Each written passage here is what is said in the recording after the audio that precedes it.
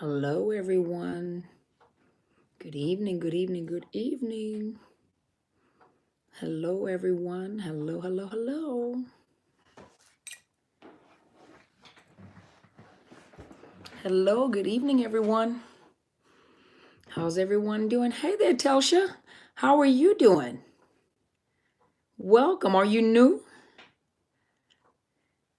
Welcome. Hello, everyone. Sorry for being late, you guys. Awesome. Where are you from, Telsha? And thank you so much for joining me. Guten Tag, wie geht es dir? Oh, from Australia. Hi there, Nadia.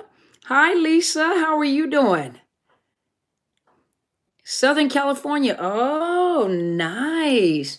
I need to take a vacation. I want to come to Universal Studios. I want to come there. Hey, Nat Kelly, how are you? I'm gonna take a tour and go see the. I want to go see Universal Studios.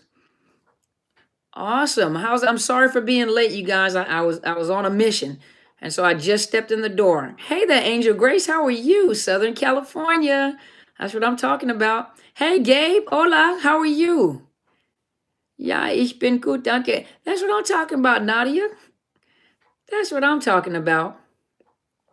Somebody sent me a message through Messenger on Facebook, and it was in German. And I just want you to know that though I still speak German, I still speak German, but I don't read German as well anymore. So whoever that was that sent me a message, please send me that message if possible, if you can do it in English.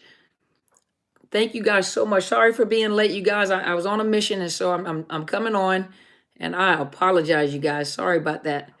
And I won't keep you guys long, okay? We're just gonna come on here and talk for a few minutes, and you guys can ask questions. And so I was just waiting for a few people to come on. I know it's kind of late, and I apologize. I'm not gonna keep you guys long, okay?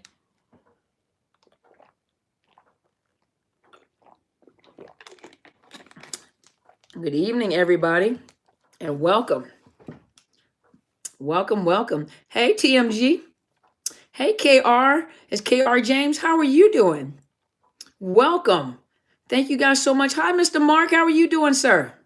Welcome back. I see you've been interacting with my mentor. I am so happy for you. Thank you guys so much for being here. I won't keep you guys long because I came on late tonight because I was on the road and I'm just walking in the house and I wanted to get here to you guys and talk to you good. That's what I'm talking about, Mr. Mark. I hope you're feeling, are you getting some of your answers, your questions answered? Oh, well, thank you so much, KR James. I'm gonna call you KR. Thank you so much. I'm so honored. Thank you guys for listening to what I say and finding something valuable. Thank you guys so much. Hey, Todd, how are you doing? I see you over there interacting with my mentor as well. I'm so glad. I am so happy. See, you get all around knowledge, the whole person concept, and the whole person healing. Hope you guys are doing well this evening. I hope you guys have enjoyed your weekend. Hey, them Freedom Lee. That's what I see. And I'm not going, you're surviving. No, you're not surviving. You are a survivor. Thank you so much. Who's that? That was Miss Freedom. So I'm not going to keep you guys long, okay? I'm not going to keep you guys long because I came on late and I know you guys are getting ready to go to bed and get your day started for tomorrow. So I'm not going to keep you guys long. We're going to talk a little bit. Thank you so much, Telsha. Thank you. Thank you for recognizing that challenge. Thank you for being sensitive. Thank you guys so much for being here. I'm really honored. I really am. Thank you guys for finding something valuable that I say. It's not, I was telling someone, I was having a conversation with someone in reference to, when everyone likes you. If everybody likes you, nobody hates you, you might want to question what you're doing. But when your haters come out, when the trolls come out, when you get the thumbs down, then you're doing something. You're doing something, you're hitting something. And so, Power by Shahida Amari. It's very, very helpful. I highly recommend it. Okay. Power. Okay, hold on. Let me look at the name again. It's called Power. Okay.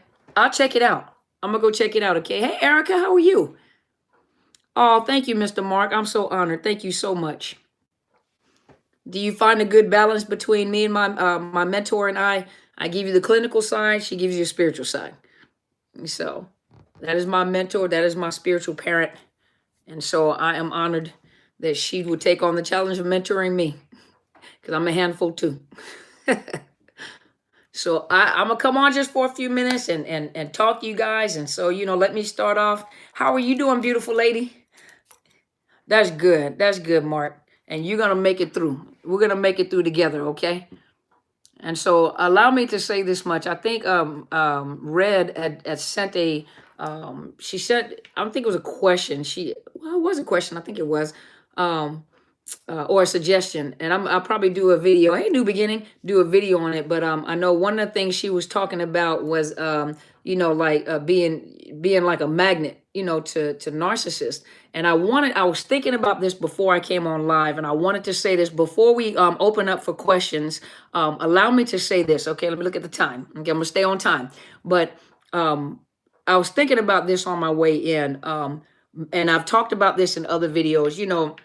A lot of times the groundwork to your life has been laid in your early developmental stages, your developmental life. As a child, the families that, you can't choose the families that you were born into. So it's the families that you've been born into, whether or not your parents had problems, alcoholics, well, not all alcoholics, alcoholic, drug, alcohol, rejection, abandonment, adoption, whatever the sin, narcissist families, and so the groundwork to your life has been laid. Your groundwork to your life has been laid in your early developmental stages. When you have, parents or those that are in position, what when we say parental figures, or those that are in positions that were there to raise you, or whatever it was, they developed your sense of what the world is going to look like, how they interacted with you. So if you had parents that were neglectful, they were young, neglectful, or any other situation, or they may have been traumatized, or they repeat what they've been introduced to when they were being raised, a lot of time that shapes our views on how we interact with people or what we want. And a lot of times, you come from families that may not have, mothers and fathers that didn't have any value for themselves, or were taught to value themselves. How are they going to teach their children value? And so a lot of times you weren't taught to value yourself. You weren't taught, to not to be prideful, but to be confident. So, and a lot of times people confuse confidence with arrogance, but you have to, intergenerational abuse. Exactly, Nadia. Exactly. Intergenerational abuse. You can look back in a person's family history, and you can see a pattern. I've met one young lady who told me that her children were in foster care. She was in foster care. Her mother was in foster care. Her grandmother was in foster care. Her great grandmother was in foster care. And so it just kept going on and on. And they were rejected. They were neglected. They were abused. Sometimes starved. Didn't have anything. Impoverished. And it just drug addictions, alcohol addictions, prostitution. But your life was patterned early on. The foundation was laid. And so if you come from a family that didn't know how to teach you how to have value for yourself, what has happened is you become susceptible to the abuse, abuse of another individual. So you kind of wide open to be abused. They've kind of set you up to be abused again. And especially when you come from families that, or caretakers that didn't know how to love you and show you value. So if you weren't loved and you weren't shown how to have value or to value yourself, a lot of people go into this world and they want people to love them. And so they're wide open to accepting anything. They're wide open. So if you're wide open to substandard relationships. You start off wanting certain things in relationships, but you accept almost anything. And it's not that, you did it purposefully, but you desire to be loved. You desire to be respected. You desire to be taken care of. And then here you end up drawing, hey, Julie, but you end up drawing the wrong people to you. And it's not that you were purposely looking for individuals to hurt you, but what you were looking for someone to love you, because these were all the things that were missing within your life. And so what ends up happening is, especially, hi, Kyra, but especially, with a narcissist presents themselves, they manipulate you. They trick you into believing that everything that you lacked and what you wanted is everything that they will provide for you. And so a lot of times, if you have not, when you get out of a relationship, your main focus should be healing and getting yourself back on track. What is it that is in me that drew or magnetized the wrong hey Vicky, what is it that was in me that drew or magnetized the wrong relationship? Some of those things were desperation to be loved. Some of those things was the desperation not to be rejected or abandoned. You are looking for something that was missing all along and you never had, but what you ended up attracting is very something that was very familiar to you, and something very familiar to you from your own household. And that's how the narcissist got in the door. And so as you begin to heal, I don't recommend, each and every person has their own opinion on what they want to do. And a lot of people, the question I ask is, why do you want to be in a relationship? Most people say, I want companionship. People say, I want sex. I don't want to be alone. But think about it. When you were in a relationship with a narcissist, you were alone. You were in the relationship by yourself. And the pain that you suffered within the relationship really wasn't worth it. It was a substandard relationship. And a substandard relationship did not reflect your value because you didn't know your own value. You have to place value on yourself. If you don't place value on yourself, then you're going to attract the wrong people. Now, when I say value, you have to add value to yourself. You have to have some type of standards. You have to have some type of boundaries, but that takes time when you come out of a family that didn't have boundaries, that didn't have standards, that didn't know how to love you, that didn't know how to respect you. So you don't know what it looks like. So in your mind, you're creating this image of what a relationship is supposed to be like. And then that narcissist takes what you created in your mind, that image that they created, and they create that world for you, and we get caught up in it. And it wasn't, a lot of y'all feel so stupid. Don't feel stupid. You were manipulated. If you were told the truth about the narcissist, thank you, Miss Julie, you would not have gone into the relationship. If they were really honest about who they were and what they wanted and how they were operating, majority of us would not chose, well, hopefully all of you, but people wouldn't have chose that relationship. Hey, think about it. You meet someone, hi, my name is so-and-so. I'm just letting you know ahead of time. I'm going to lie. I like this about you. I'm just trying to find your weaknesses because I want to hook you. I'm going to manipulate you. I'm going to cheat. I'm never going to be real. I really don't love you. I don't love myself. And I'm not going to love anybody. I'm not going to attach with you. Now, most of you guys would have been like, yeah, I'm out. But think about it. They're not going to present themselves who they really are. They're going to trick you into the relationship, manipulate you into the relationship. And the sad part about it is that a lot of you who are empaths or are empathetic, you have a big heart. So you wish the best for everyone. You project, the one thing that the mask, hey, Melinda, when the mask falls off, you project how you are onto them. Well, they are like this. And I know they are like this. And a lot of those characteristics are your characteristics. And remember, they mirrored you. They mirrored you. They mimicked you. They mocked you. So really, you start falling in love with your own self, your mirror image.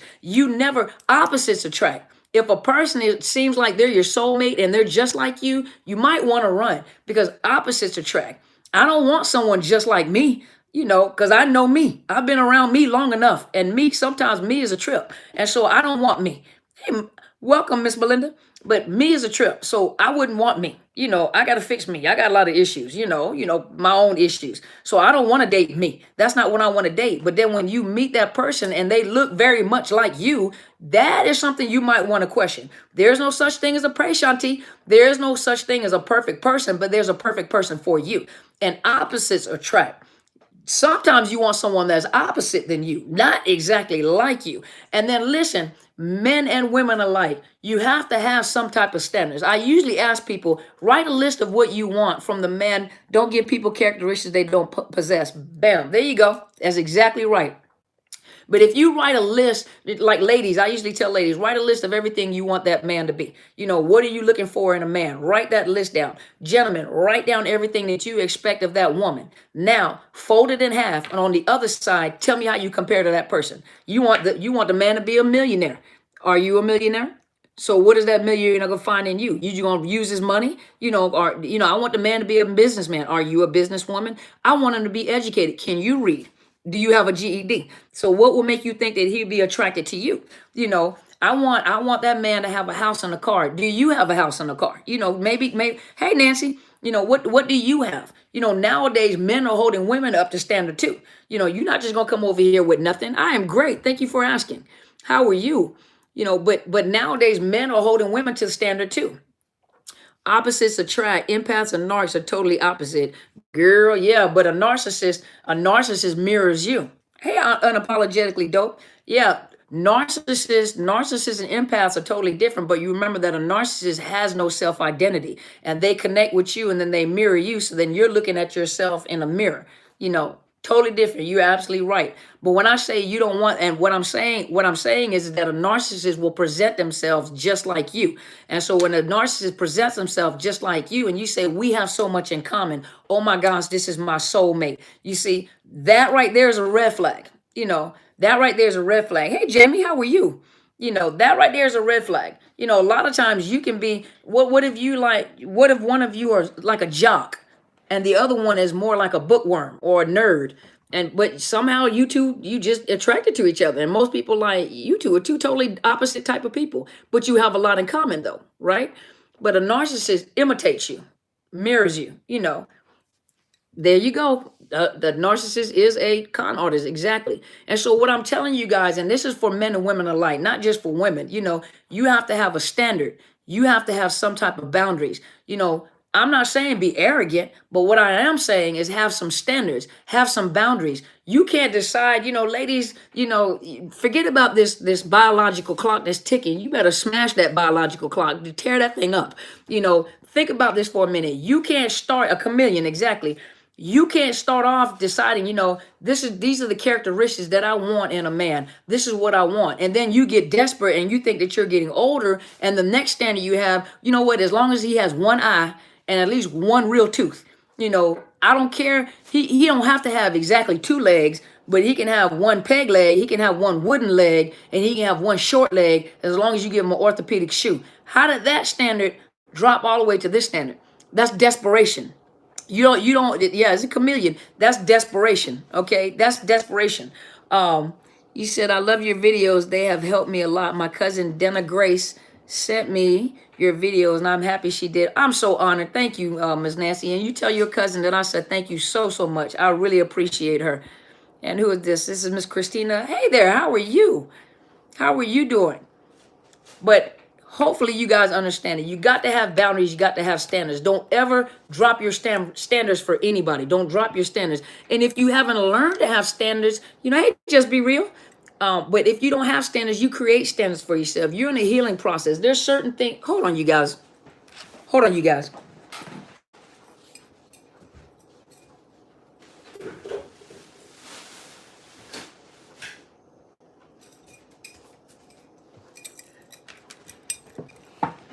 I am so sorry. Sorry about that, you guys.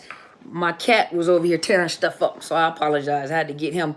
But you got, if you're coming out of these relationships and you're healing. So there's a lot of things that you guys are learning about yourself. We can look at this and we can say, woe is me, and I can't believe this has happened. Or you can take it and you can turn the situation around with, I have learned a very valuable lesson. I do not want to fall back in the same hole that I just came and crawled out of. This was a horrible experience. This was a terrible mistake. It was a bad judgment call because I did not know. I was tricked into this relationship, and I was tricked because I came into it innocently thinking that I was going to connect with someone and that we cared about each other. Now, watching these videos, you're beginning to learn some things. And you can be better at scrutinizing. Hey there, is Lala Scotty. But my mistake is I thought I could bring her up to my level. Bad idea. Anytime you get into a relationship, now listen, anytime you get into a relationship, not love bombing, but LOL, but you're beautiful. Oh, thank you. I don't think you love bombing. Now you start sending me letters, I'm gonna send something back to you. So don't send me no letters or nothing, okay? Does that seem unreasonable on my part? What part, Mark? Hey, Michael, how are you? What part, Mark? What did this sound unreasonable? Talk to me. But listen, but you got to have standards. A lot of us have come out of different. Yes, it is. Creflo. But listen, but the thing that you have to remember is that when you're coming out of this situation, you guys step back. Don't jump into a relationship right away. Step back and then look at, number one, the history, your own life history, and the family you've come out of, or how you've been trained, or what you've been taught, or what did you see, or what was uncomfortable? Now that you're mature and you're learning things from these videos, look at what you were taught. Look at how you were groomed. Look at some of the dysfunctional things that you were taught. How did you get into the relationship? And you have to be honest with yourself. Oh, thank you, Miss Julie. I'm so glad too. And I hope you can sleep afterward, okay? But look at the situations and look at the life that some of us have lived and come out of, and how we were raised and how we were thought to, we were taught to think, and now we're more mature. And sometimes the hardest thing is to be honest with yourself. Sometimes the hardest thing is to be honest with yourself. Why do you want to be in a relationship right now? Okay? Why is it? I don't want to be lonely. You're lonely with the narcissist, and they may not even be a narcissist. You can get into a relationship and be married to someone and be lonely. Number two, you want sex. Okay, you listen to this. Scientifically, okay, let me back up. If a man or a woman says, I'll make love to you all night long, scientifically, I want you to go do the research. That ain't gonna happen. That's not gonna happen. That is an untrue statement. So you're talking about sex. You want a moment of gratification, or you want 20 minutes of gratification for a lifetime of pain. A lifetime of pain. Some of you guys had a moment or months of what some of you came out saying, I wasn't even gratified. I don't even know. It wasn't all that. It wasn't even all that. Some of you saying, like, the narcissist wasn't even that attractive. But you want a moment of gratification. You want a moment to experience something in your body now, to deal with months or years of pain. Some of this could have been avoided. You don't need sex that bad. You can hold on. You can wait. When it comes to your emotions and when it comes to your body, that is a very sacred thing. That should not be shared with just anybody, nor given up that quickly. Hey there, Jersey. But that should not be given up quickly. Your emotions and your sex should be the very last thing that you ever give up. You should be interviewing just like they're interviewing. If you buy a house, you're going to get an inspection on the house. You're going to check the house out, or even a car. It's not worth it. That's right. I like that, honey. But even with a car, you're gonna test drive the car. You're gonna find out the gas mileage on the car. You're gonna go and have the car checked by a mechanic. How long do these cars last? Let me get some statistics on it. If you do all that for material things, you should be able to do that on a relationship. Your life is an investment. You don't just jump in a relationship. Your life is an investment. What are you willing to invest in? You don't know anything. Check and see if he or she, how do they handle their family? How do they handle their kids? How do they handle their parents? How do they act when they get upset? How do they conduct themselves when they're upset? How do they handle finances? Are they talk, or do you see they're building, I want to do this and I want to do that. Are they always talking about what they're going to do? Hey, Angie B. But do they always talk about what they're going to do, or do they do what they're going? Is there evidence of what they're going to do? How do they handle money? Do they invest? You guys, this is your life that you're investing in, you guys have now learned from your experience with a narcissist that it wasn't even worth it. It was not. Now you're stuck in this cycle that you're trying to recover from. You're trying to recover from this cycle. If they've walked out, let them go. Let them go. It's better to hurt at being discarded than to hurt in the relationship and it get worse and you feel lonely and you feel empty. It's better to let them go and then go through the healing process. Come and watch these videos. Come and talk to us live. People here talk to each other, and encourage each other. But we'll make it through together, okay? We'll make it through. We're going to make this. We're going to make this. And suicide is not an option. Suicide is not an answer, okay? Suicide is not an option. Miss Jamie said, I was desperate and got with a narc. He was so nice, and then a year later, his mask fell off. I was trapped in a cycle of lowering my standards. He always made me feel like I was wrong or not enough. Then he would make me happy. I got tired of the emotional roller coaster and left after 5 years. I have PTSD and anxiety from it. Yeah, he love bombed you, and then what happened is he trauma bonded you. He trauma bonded you, and in that trauma bond, once you were discarded, yes, the residual from that is PTSD. Exactly, and anxiety from PTSD. Actually, exactly. I'm recovering and it feels good. I'm free. That's what I'm talking about, Jamie. I am so happy for you. I applaud you, sister. I do.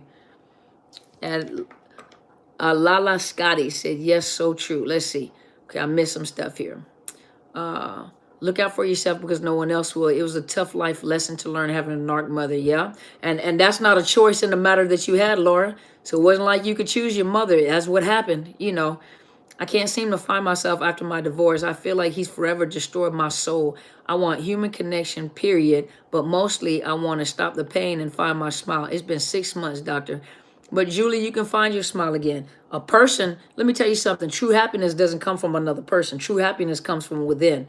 Now you have to, one of the things that I recommend is, hey, Tiffany, one of the things that I recommend is get into counseling. Get into counseling and self-care. But you have to find yourself. Don't depend on another person to make you happy. People will fail you all the time. People are human. A narcissist, that's totally different. That is an abnormal characteristic traits, character traits. That is a dysfunctional character traits. And their whole thing is to, they will damage. It's like a parasite in your body is going to damage your system, but don't go looking to connect with people for people to make you happy. True happiness comes from within. You have to find happiness, and then when you're happy, you're going to draw people that are happy. You're going to draw, if you're destroyed and you're depressed and your self-esteem is low, you're going to attract the wrong thing. You're going to attract parasites.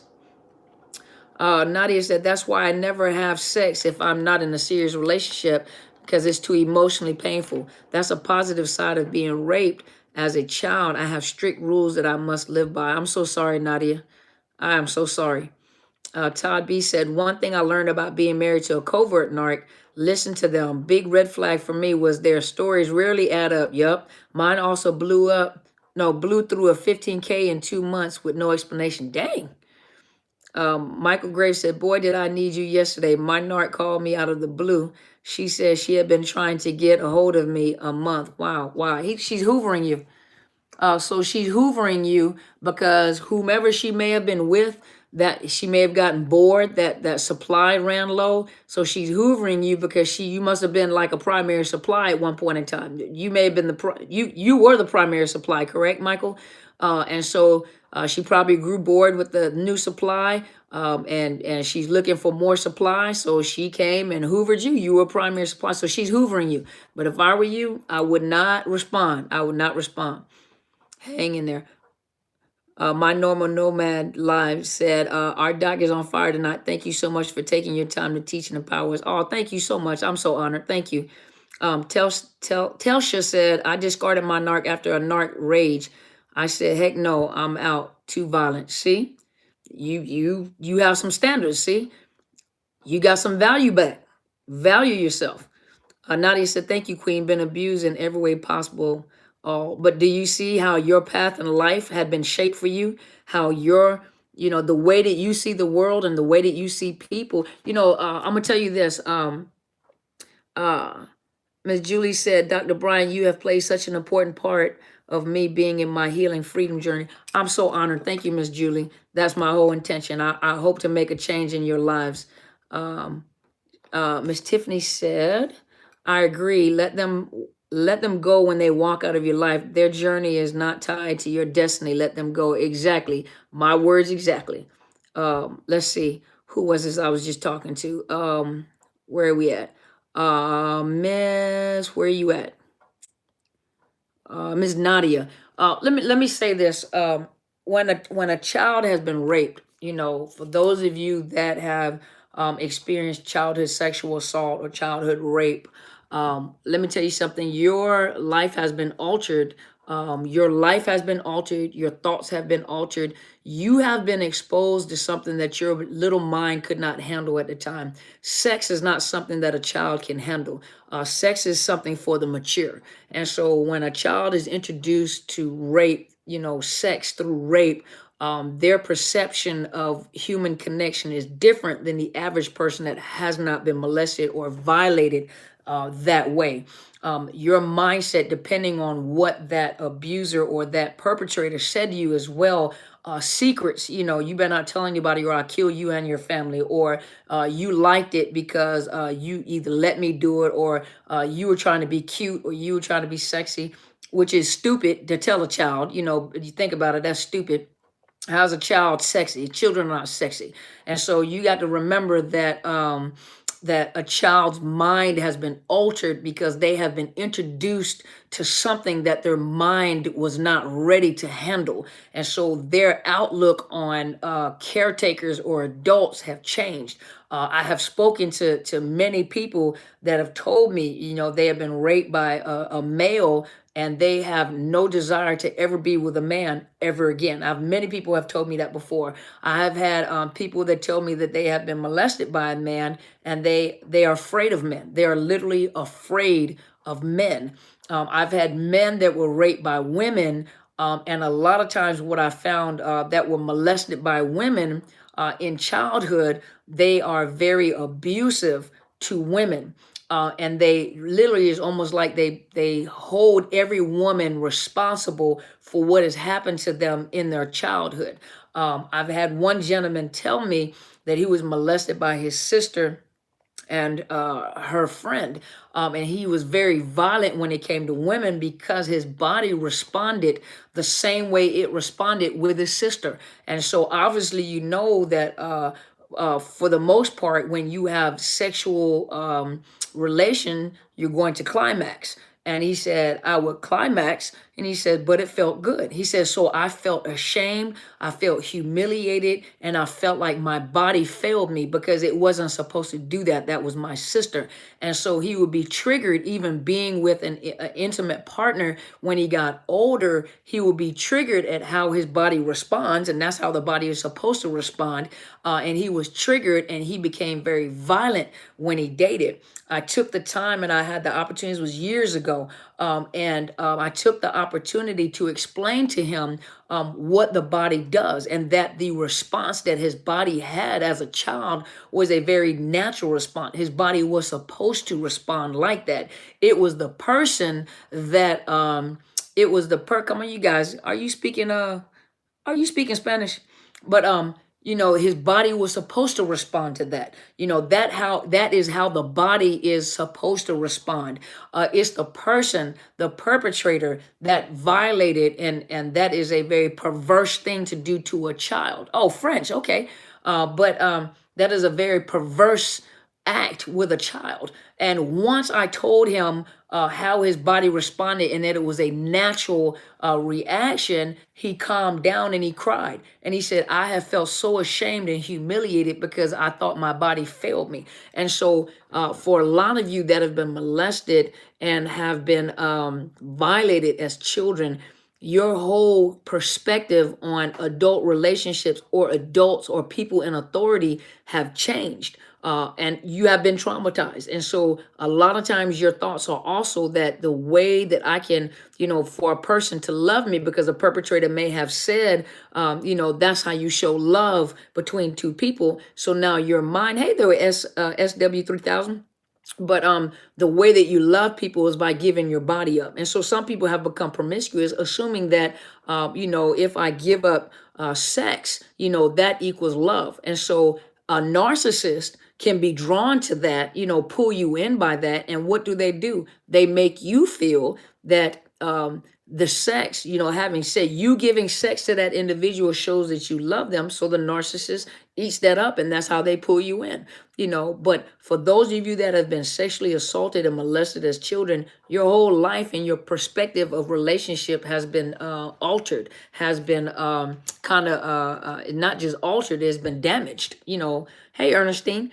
But yeah, it has been damaged. It's been altered, and a child's mind cannot handle some adult stuff at such a young age that their mind is not capable of, when you get older. I mean, you hold hands, your first kiss, some of them never experienced all those first things. And so they have been traumatized and brought into something that their minds weren't ready for. Miss Sherry said, I'm currently in a relationship with a narc. I feel stuck, but I'm working towards getting out. I have never been with someone who is so emotionally exhausting. It has put me back into depression. Watching your videos helped me keep pressing forward. Thank you. Oh, I am so honored, Cheryl. Thank you so much. And I'm so thankful that these videos are helping me. Please keep me updated. You know, are you on my YouTube channel as well? I hope so. I hope so. Thank you so much for sharing that with me, Cheryl. It just gives me encouragement to continue doing what I do. Ms. Eva said, is it normal in a narcissist relationship for both parties to mirror each other? Bad sides through the relationship. I know I started mirroring his silent treatment and some of his gaslighting. You know, when you're in a relationship with a narcissist, do know that they're mirroring you, but do know that there is residuals from coming out of a relationship or being in a relationship. A lot of times what happens is yes, you begin to present narcissistic traits because a lot of things you do it, and sometimes you do it as a survival mechanism, or you do it as you know, because you have to learn to manipulate in order to get your needs met. And so a lot of times what happens is people that are survivors coming out of a narcissistic relationship begin to take upon some of the characteristics. Ooh, sorry, you guys. Some of the characteristics of the narcissist. And so people can mistake you as being a narcissist when in actuality, you just have some of the characteristics of the narcissist you were with. You've picked up on some of their characteristics. Yes, you can mirror some of the behaviors that they have as well, even in their speech, you know, and you start sounding like, but think about it, in a regular relationship, if you're with a person long enough, you two will pick up certain characteristics from each other. So imagine in a narcissistic relationship where one of the persons is a narcissist, you will pick up some characteristics from that narcissist. Hopefully that answers your question. Let's see. My situation is verbal, emotional, and mental. But it'll get worse, Nancy. You might want to find your way out the door. Let's see. So I just answered that. Hey, Miss Clara. Let's see what I miss over here. So let's look. Miss Ivana said, greetings, Dr. C. Healing is real. 3 months, 100% no contact, 100% block social media. Birthday in 1 day. Happy upcoming birthday. Living inside freedom, self-love is healing. Go, Ivana. That's what I'm talking about. High five, girl. That's what I'm talking about. You enjoy your birthday. Let's see. Freedom Lee said, coming up on 3 years of divorce of Narc. I'm going through memories of destruction he caused. So painful, but I do things every day to move forward. Sometimes I feel I'm moving slow. I applaud myself. You should applaud yourself. It doesn't matter whether you're moving fast or slow. You're moving. You're not stagnant. You know, and healing is a process, you guys. You know, depending on, first of all, depending on how long you were in a relationship or how intense the relationship is, will determine how long you may need to, you know, heal. Some people ask, you know, hey, doctor, see, you know, how long will it take for me to heal? It just depends, because if you've got other trauma that was in your life, like the young lady said on here, if you've had other trauma that was in your life, it may take a while, because now you're not just dealing with narc trauma, you're dealing with a history of trauma. My Nomad Life said, what if you were molested as a child for many years, and now I have no body feeling, unable to climax, like body is dead? You know, I would get into counseling, because sometimes you may have, well, I really don't know what to call that, but it's probably a safeguard. Who is this? Miss Nomad. It may be your body shut down as a protective measure for your mind to be able to handle it. I do believe if you find a good counselor, and I tell you guys, go look on Psychology Today. And when you look on Psychology Today, did I answer your question, Eva? But if you look on Psychology Today, you can find counselors in your area. You can even put in like trauma professionals. But my Nomad, if you look for a good counselor, a good trauma counselor, they can work through that, where you can return back to normal. You know, it doesn't have to be like that. I think your body probably shut down, especially if there's childhood sexual trauma. Your mind probably dissociated. Your body has dissociated. You know, it's called depersonalization personalization or dissociation, where your body and your mind dissociate so you don't have to feel the pain of the trauma. And what you're probably, and your mind is probably done, is shut down in order to protect you. You know, the brain is very powerful. It was shut down in order to protect you from trauma. Mr. Mark says, since I now know what I know about my narc wife, why do I still want her? I'm still praying for her, and that's because I believe God can do anything. However, I'm doing that from a distance. Well, Mark, you got to remember, first of all, how long was the relationship? And, you know, this is not abnormal. This is what many of the survivors on here will tell you. You know, it's that cognitive dissonance. You know the truth, but you still dealing with your emotions. You can't operate by emotions. A lot of people make decisions based on emotions. You can't make decisions based on emotions. Most men, you know, that have not been hurt like this, you know, you guys are more logical thinkers. Women are more emotional thinkers. And so a lot of times, you know, a man can make decisions that are, you know, that don't involve the emotions, while women operate out of emotions. And so, Mark, you just have to watch that, because you're operating out of emotions and you're hurt. You know, this was a person that you were married to, and, you know, this is what you thought was a real relationship. But most people never realize that they were in a Hey, Miss Shirley, my diva, I was thinking about you the other day.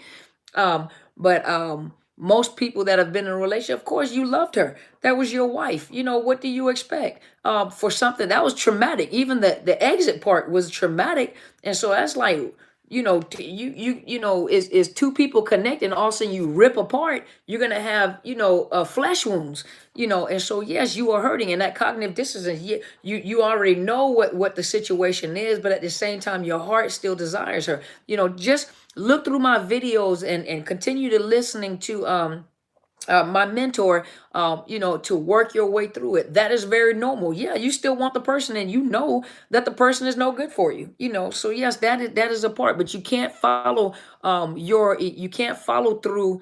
You cannot follow your emotions. Your emotions are going to lead you wrong. You have to use wisdom. You have to use wisdom and knowledge. You're being presented with information. You have to be able to apply that, or you're going to get hurt. And you continue to pray for her. You know, she has a soul, you know, and there are consequences.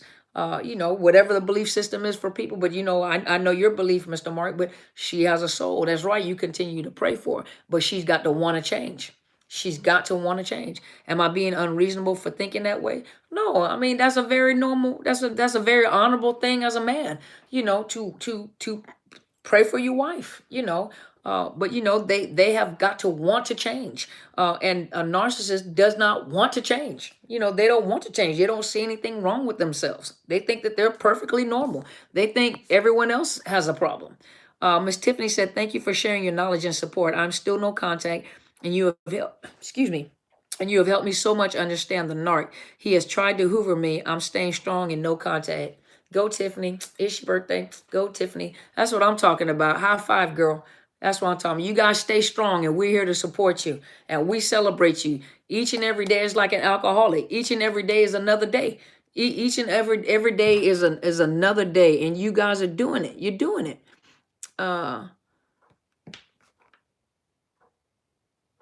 So let's see.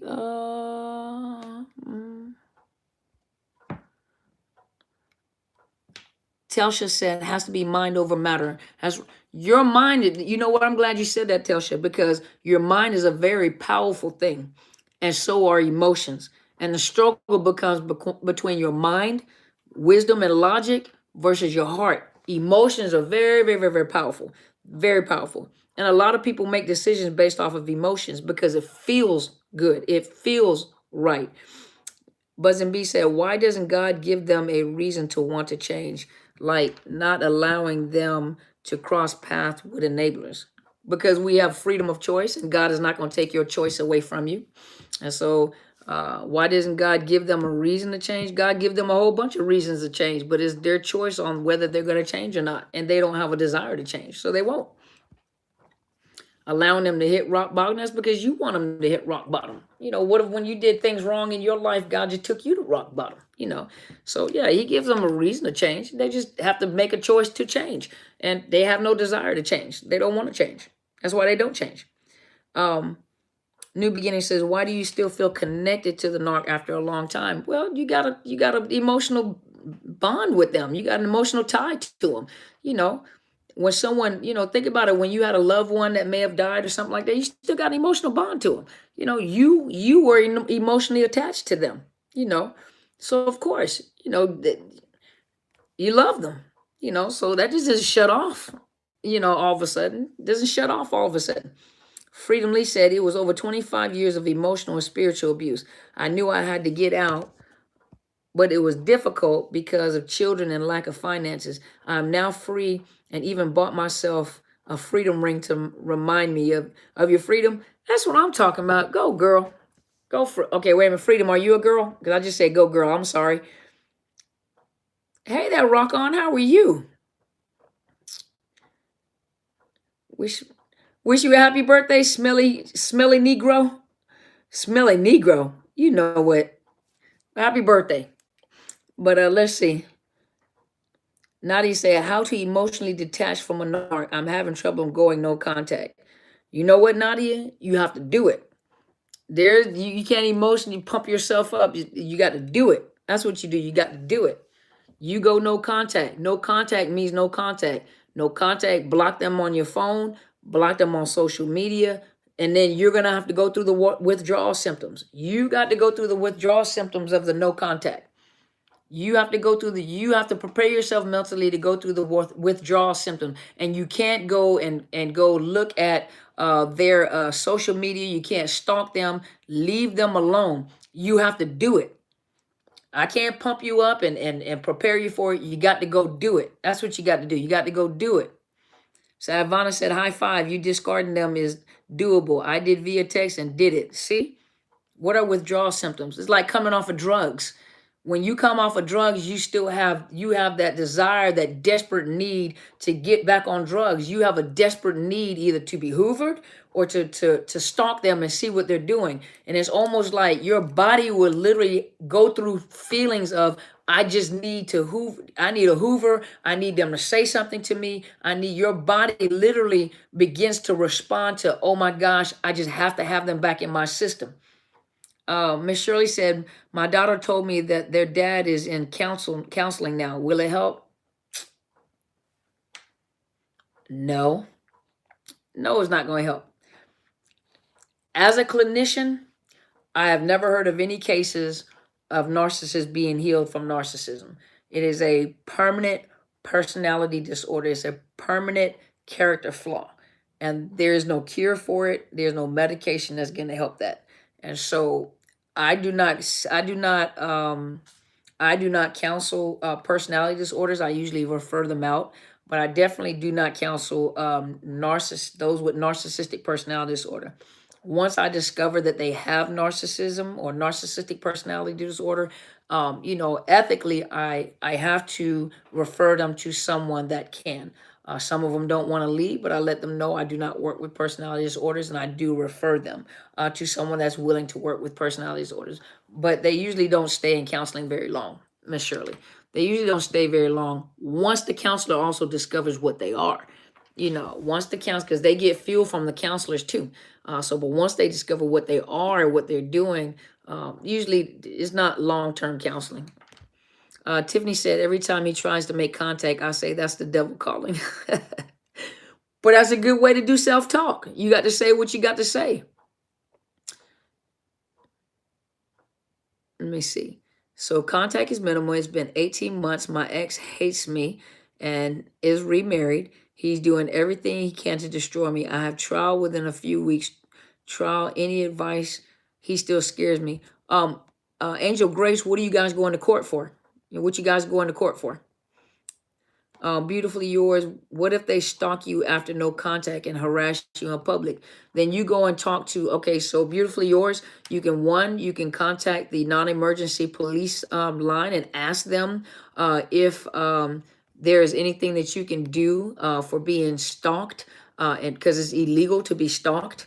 And if they're harassing you in public, you can go to the police department or contact the non-emergency number through your police department and ask them what you can do to prevent stalking. You can also contact the YWCA. You can also contact any kind of domestic violence resource centers or anything like that. You can also look online under the National Domestic Violence Hotline and get advice on getting a no contact order, because what you may have to do is get a no contact order or a protection order to protect you. Hopefully that helped. Dr. Angel. Well, maybe I said something. Angel Grace said, Dr. C sounds like Shirley's ex with her. At least that's what I learned from one of your videos. Could be, not sure though. Okay, wait a minute. So did I miss something? So what are you going to court for? What are you guys going to court for, Angel Grace? Miss Shirley says, she says he's being treated for PTSD. You know, the funny thing about that is that a lot of times narcissists go to counseling for post-traumatic stress, and a lot of narcissists do have post-traumatic stress. They do have post-traumatic stress. But what ends up happening is what I find is a lot of times that narcissistic personality disorder overrides PTSD to the point where they get, I'm gonna take my earrings out, you guys. These things are heavy. Ooh, felt like chandeliers in my ears. But a lot of times what ends up happening is the narcissistic personality disorder symptoms override post-traumatic stress. They have post-traumatic stress, and they can do, they teach you with like coping skills. They teach you, EMDR to help with trauma and everything. But one thing, excuse me, guys. Woo! But one thing that I have learned is that sometimes in counseling, those symptoms of the narcissist, the NPD, overrides PTSD, and so they become very almost intolerable in counseling. I know, that's why. Hey, I'm giving you guys 5 more minutes. I'm going to I'm not take a nap. I'm going to go to sleep, but I'm gonna give you guys 5 more minutes, okay? So beautifully yours said, yes, the narc in my life was diagnosed with PTSD. See, I mean, because most narcissists have been traumatized. They've been traumatized one way or another. And so a lot of them do have post-traumatic stress disorder. They do. Hey, Sandra B. Hello, how do you overcome anger and abandonment issues from the narc for deceiving and discarding you? I'm stuck in this stage after 1 month of no contact and keep dreaming about him triangulating me. You know what, Sandy, Miss Sandy, hold on, let me get my camera straight. I always recommend go to like a trauma counselor or a grief and loss counselor so that you can work through the grief and loss part. They may not really understand narcissist abuse, but a lot of counselors may not understand narcissist abuse. Narcissist abuse, which is domestic violence, is very different than the average domestic violence that you're going to come across. It is very, very is more damaging than the average domestic violence because you're being abused by a person that has narcissistic personality disorder. So a lot of counselors handle that type of abuse the same way they handle the regular type of abuse. And so what you do is, you're right, most of them, they don't understand it. So what you guys have to do is you're going to have to be strategic. You may want to go to a counselor. Ask them if they understand narcissist abuse and the effects of it. Some of them may not. So what you can do is you can take the principles, because you listen to these videos, you're getting knowledge. So you're getting trained up. You are getting trained. And so you may want to go find a counselor that like specializes in grief and loss. And so you apply that to grief and loss when it comes to narcissist abuse. Apply the principles. Then come back on and watch these videos. Apply the principles. If you're talking about abuse, apply the principles. Come and watch the videos and apply the principles, but a lot of them don't. A lot of them, you'll get over it, but this is what I'm going through. Okay, well, you're going to have to. They don't understand narcissist abuse. They don't understand it's totally different than the average abuse that people go through. Freedom Lee say, where I come from, my life was in danger, and I know he is still hoovering me, but I don't live in fear as I did in the past. He does things to me now. He is watching me. Not cool. You're a lady, Miss Freedom. You're a lady. I'm a lady. I like that. Well, Miss Freedom, you still want to go check, if it's possible to get a no contact or a protection order. And you let them know that you're afraid. But the beautiful thing is that you're getting your power back. You're getting your strength back. You're getting power and your strength back. And one thing that they do operate in, they operate banking on the fact that you will be in fear. But you may want to go check on a no contact order or a protection order to protect yourself, okay? Sandra B said, I'm being told I'm overreacting and have the problem. See, most of them, most counselors really don't understand. A lot of them don't understand narcissist abuse. They really don't. And I'm really hoping and praying that it will be introduced into trauma training and into the trauma-informed care, because a lot of them don't understand. My friends keep telling me to get over it, but it's hard. Miss Sandra, most of them don't understand narcissist abuse. It's not something you just get over. It doesn't work that way. That's why I say people are very insensitive, because they don't know any better. Miss Julie said, I'm going to sleep. Girl, I'm getting ready to follow right behind you. You sleep well. Hey, Gabe. Yeah, we understand. We definitely do. Some of you guys need to go and get your license in mental health, because you will help a lot of people. A lot of you guys will help a lot of people. Some of you guys that are interested in counseling, get counseling and go to school and get a counseling degree, because a lot of you will understand that there are a lot of people that need people like us that have understanding of what narcissist abuse is. I had dreams the first month after the discard also, but they went away. Do you know that when people, for those that have, and I think it was Todd, but those that have ever been addicted to drugs and alcohol, do you know that they also have drug dreams or alcohol dreams? It's the same thing with you guys that are having dreams about the narc. But a lot of people that come off of drugs and alcohol, they do have drug and alcohol dreams. They have their addiction dreams, which is very normal when they're coming out of an addiction. Nancy, it was wonderful listening to you. Thank you. You have a wonderful evening, okay? Hopefully that helped, Miss Sandra, okay? Let's look. Amir says, psychopath sister used to destroy everything my family and me constructed. I just discovered she has infected my family and even church members. And that's family. New TG said, keep putting this information out there. Mental abuse is real. I'm surviving and thriving. That's right. You go, girl. KR said, thank you, Dr. Karma, for your information, wisdom, and blessing community for your support. Stay strong. Good night. You have a wonderful evening, okay? I'm going to get off to you guys. How can I tell if my man is a narc? Vital. That is a lot of information to provide you, but I promise you, if you go through my videos, there's over 100 videos in there.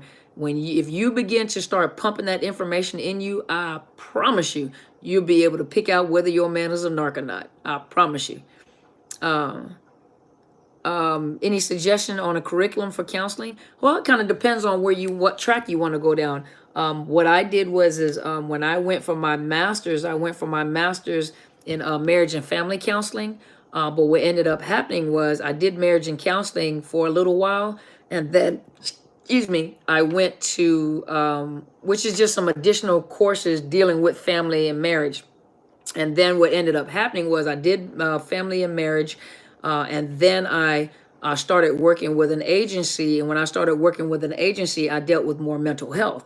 So the mental health, I dealt more with learning from a psychiatrist. Psychiatrist trained me, and I worked with medical professionals, and I worked with more of the serious mental health issues and medication and stabilization and that kind of stuff. And so it's really up to you, because there's different, you can do counseling track, the licensed mental health, so mental health track, or you can do the marriage and family therapy. In the marriage and family and therapy, a lot of the dysfunctions and really a lot of the mental health disorders is not stuff that you're going to be working with. You'll be dealing more with the family, the family unit will be the client. So if you want to deal with something like this, one of the recommendations I would make is go for the mental health track. But it's totally up to you. You have a diploma, that's okay, Nada. You can still go back and get a degree, and you can go get a college degree. Thank you. You have a good night too, Miss Sandra. I have a diploma of counseling, but need to do a degree. Girl, go get your degree so you can help people too. Just be real if you had to ask. Okay, I missed that. Okay, thank you. Thank you so much. Good night. Good night. I just have started researching counseling psychology program. It is worth it. I'm telling you, it's worth it. BA needs to be in psych. Normally, like for the master's program, they do have like prerequisites, like certain classes they want you to have. I suggest do a BA in psych. I did my BA in psych, and then I did a master's, and then I did my doctor's in psychology. And so BA in psych covers all the basic courses. I recommend a BA in psych and then go for your master's degree, because you have to have a master's. In most states, you have to have a master's degree in order to get your license. Well, hello, mentor. That's a Miss Shirley. Well, hello, Miss Shirley. I thought I wasn't going to see you today. I was kind of late coming on, so I apologize. But I'm going to get off in just a minute. I'm going to get off. I got 2 minutes. And I'm going to get off. I came on a little late. I apologize. Let's see, Miss Angel, I'm sorry, going to trial because mediation was not an option. He is trying to change the custody agreement since I moved out of state. He wants our 7-year-old for the full summer and wants to reduce support. Do you have any proof that, Miss Angel Grace, do you have any proof that he was abusive? Do you have any do you have any police records? Do you have any police reports or anything? If you have police reports, if you have anything to show that he was abusive, maybe that would help. Well, thank you, Trevia. Thank you so much. Hold on, I'm coming down to you. I will check into the protection. He walked up to me and handed me an alimony check last month for 2 years. He used my child to give it to me. Unusual. He walked up to me. He's watching me. Of course. And then to use your kid? Of course. Joshua, hi. I admit that I am a narcissist. I really want to change, but most people and professionals say narcissism cannot be cured. I feel hopeful, but want to change. Is it Joshua Mendez? Mr. Mendez, if you're telling me that you're a narcissist and you want to change, you're not a narcissist. Angel Grace said, my 7-year-old has PTSD and separation anxiety. Just ask if her man was a narc. Oh, okay. So Trevia said, hi, I just had my first coaching to a woman that reached out to me by seeing my SM post. I shared your channel for her TP prescription. You are a blessing. Love you. Oh, thank you, Trevia. You know well, I guess you know my last name is Bryant. Thank you so much. I really appreciate you. Thank you so much. I appreciate that. Did my BA in psych, but concentration in organizational psych. Organizational psych. Oh, okay. Okay. I mean, that's a good degree. It just depends on what you want to do with it. Mark said, I think my narc wife takes a med called paroxetine, which will help. Will that help her? And medication doesn't help with a personality disorder. No, medication does not help personality disorder. There's a difference between mental health disorders. Mental health disorder is like depression, anxiety, ADHD, schizophrenia, those type of stuff. So medication will help with the symptoms of depression and anxiety and stuff like that. But medication does not cure narcissism. Narcissism is a personality, a character flaw. It is a personality disorder. It is a flaw in the character that cannot change. So a character cannot change.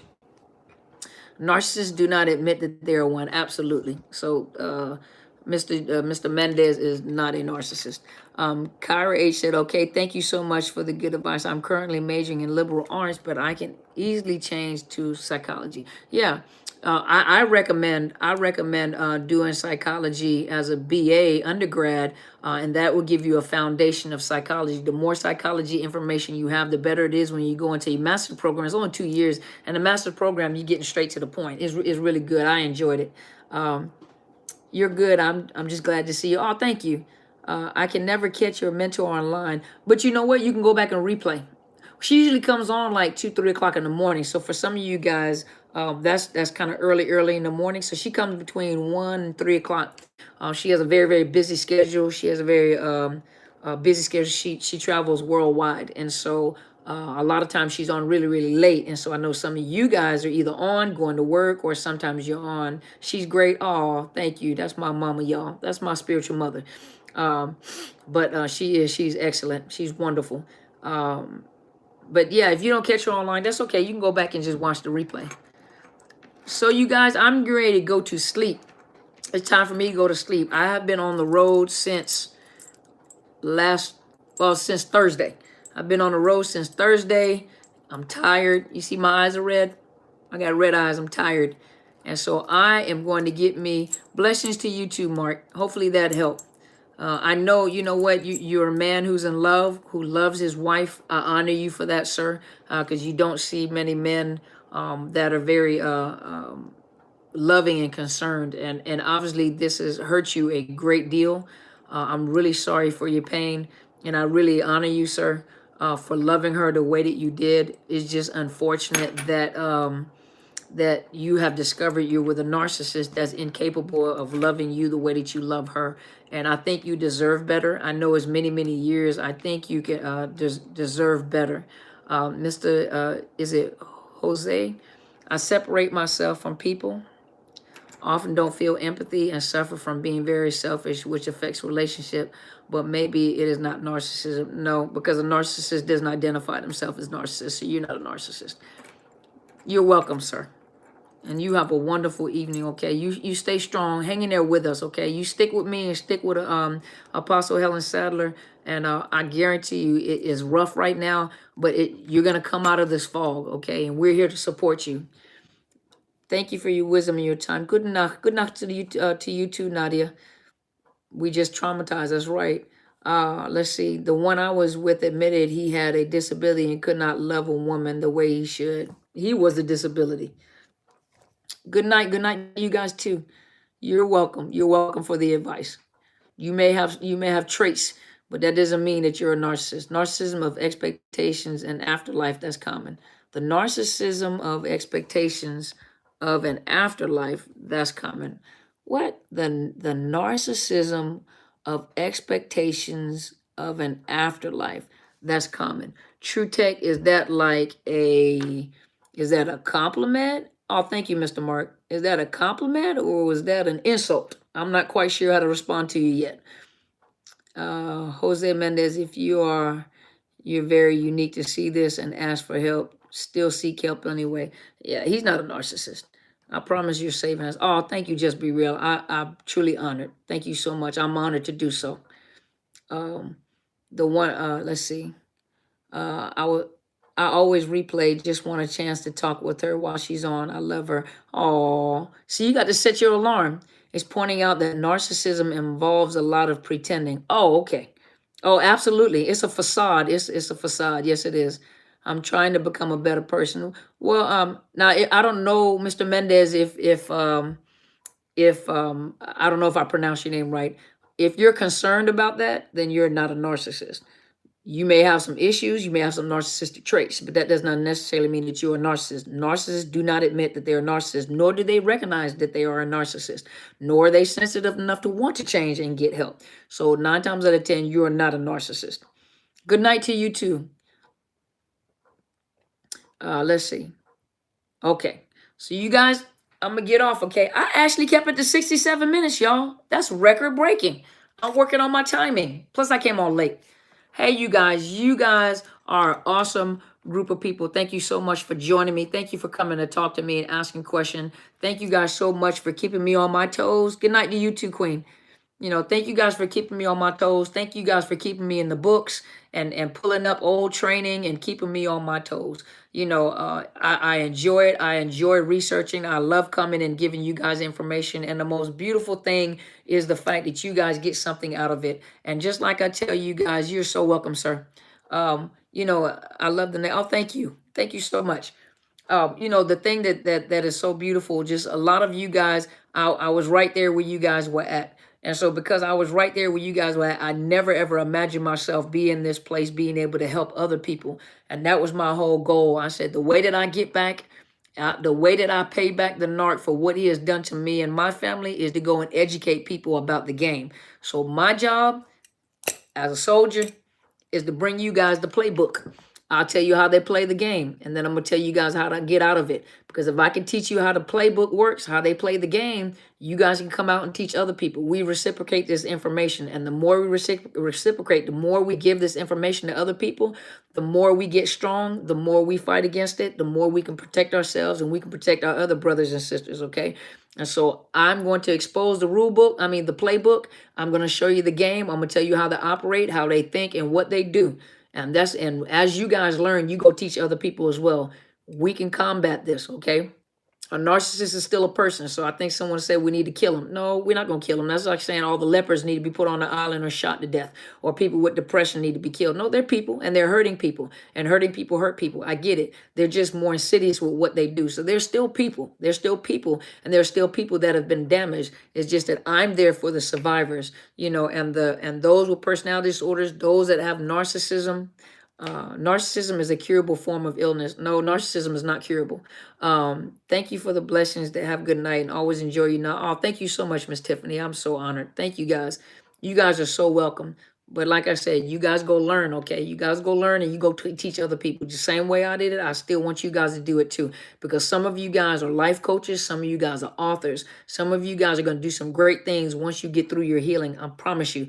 Mr. Mark, you're going to teach some people, and it might be in a church setting. Some of you guys are going to be teachers. You know what I mean? So it's curable should the narcissist identify their traits and want to change. True Tech, narcissism is not curable. So we're just going to hide you from the chat. That's what we're going to do. You're doing too much. Now hush. But anyway, as I was saying, so you guys have a wonderful, wonderful, there's a way to expose and call them down without us losing our rightful places and character. Exactly. Absolutely. Thank you guys so much. Let's see here. Let me help you guys out here. Some folks just doing too much. There we go.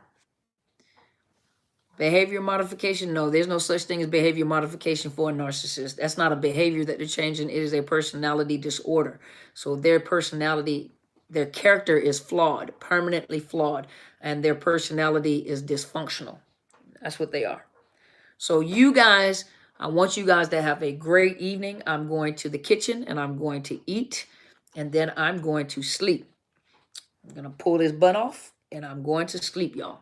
So thank you. No, they can't change. Oh, I'm the tiger. You're late. Just go back and watch the replay. Thank you. Good night to you. To you guys, share these videos, okay? Share these videos. Somebody needs to see these videos. And I'm so honored. Thank you guys so much for being with me. And I'll be back on Tuesday, okay? Right on. I know, right? I'm going to sleep. I'm going to eat, and hopefully I don't fall asleep while I'm eating.